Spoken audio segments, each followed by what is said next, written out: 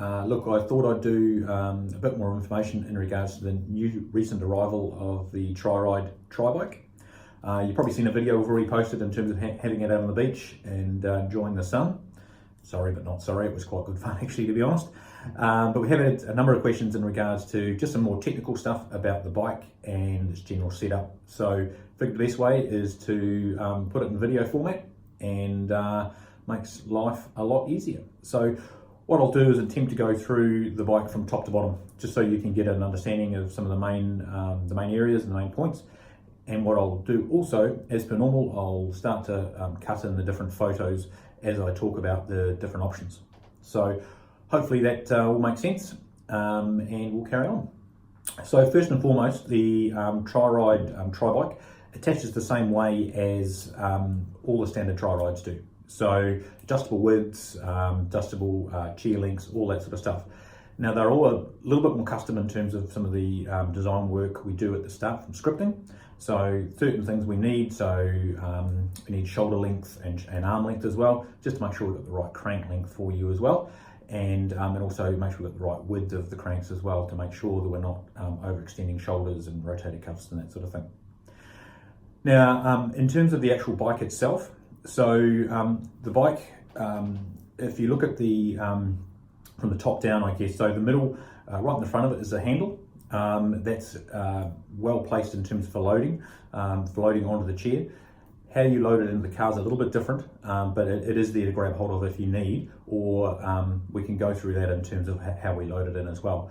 But the bike is only 11 kgs, so extremely light and very easy to get in and out of the car, and also just to keep your independence. The whole idea of having a bike like this is to get out in the environment, but you've got to be able to get out and use it as well.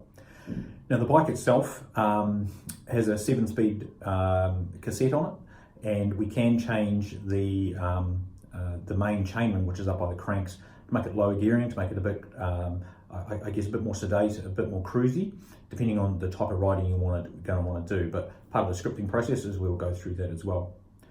Now you've got two brakes, you've got a brake either side, so you've got your standard sort of rim brake, which is on your on the brakes on the wheel, and then the main brake is your disc brake. That's your main brake, and that's on your either right or left hand side. We can switch those around for you as well. One of the other benefits that the bike has is a basically get out of jail free card or a throttle. So if you really get stuck, depending on the speed you're on, so the different power levels, there's 1 through 5. You can push the accelerator and then the bike will just carry on like a normal power assist.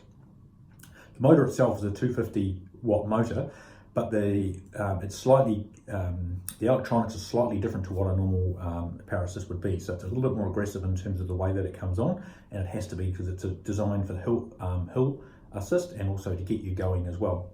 At 250 watt, it's not overly powerful. It's designed as an assistance as opposed to doing all the work for you all the time. Okay.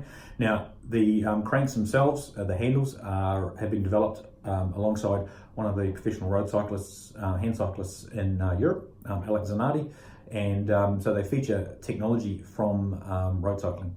And from my own experience, that's one of the most pleasing things. When you've ridden a high-end road bike, you definitely get to feel the difference. Now those are what they call power plates, so they're on the end of the on the handles, and what that does is it allows you to, when you're pulling back, you can actually pull back on those as well. So it just gives you a lot more control, and you don't have to grip the handle as much. So what that means is that you're not putting stress through your forearms, you're not going to strain your arms overly too much. Okay, so working your way down the bike itself, you've got in terms of the wheel size, so it's a 20-inch wheel, and in terms of range, you've got about, if you were just straight on power, it's about 65k in terms of just power. When you're pedaling as well, it's basically as long as until you get tired. So the what it opens up, and what you've probably seen on the video that we've done recently, we went from urban environments, so around town, on the roads, on the walkways, and then even down onto the beach as well.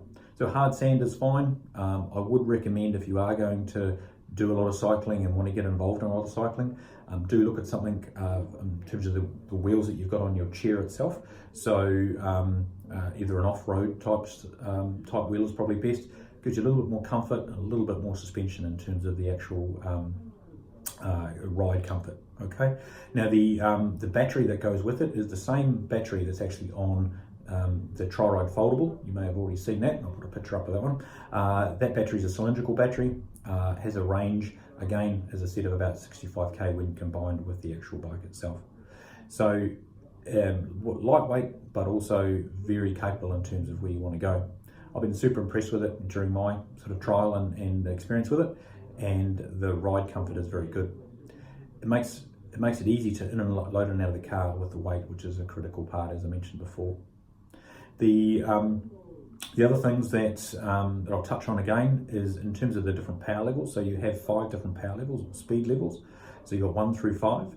Now, what that means is basically level 1. So if you just did power only, the speed would be 5 k's an hour, and then level 2 is 10 k's an hour, level 3 is 15, etc., etc. What you can do, and what the benefit is of that is when you're changing through your gear and you're pedaling, you want to do it yourself. The bike will only kick in when you're dropping below those certain levels from a power perspective. So if you're cruising along, you're pedaling along at 10k an hour, and you've got the power assist at level 2, then the power assist won't aid you because you're managing. But as soon as you start to drop, the power assist will kick in, or as you're pedaling, you can just hold down the accelerator button, and then it will take you back up to that speed that you're after. So I hope that was of some value, and I hope it gave you some more insight in regards to those questions that have been asked. Feel free to give me a call or drop me a message. You can always get hold of myself, Brendan, or Scott. He's the big, tall, lanky one that you've probably seen. Other than that, have a great day, and we'll catch up soon. Cheers, bye.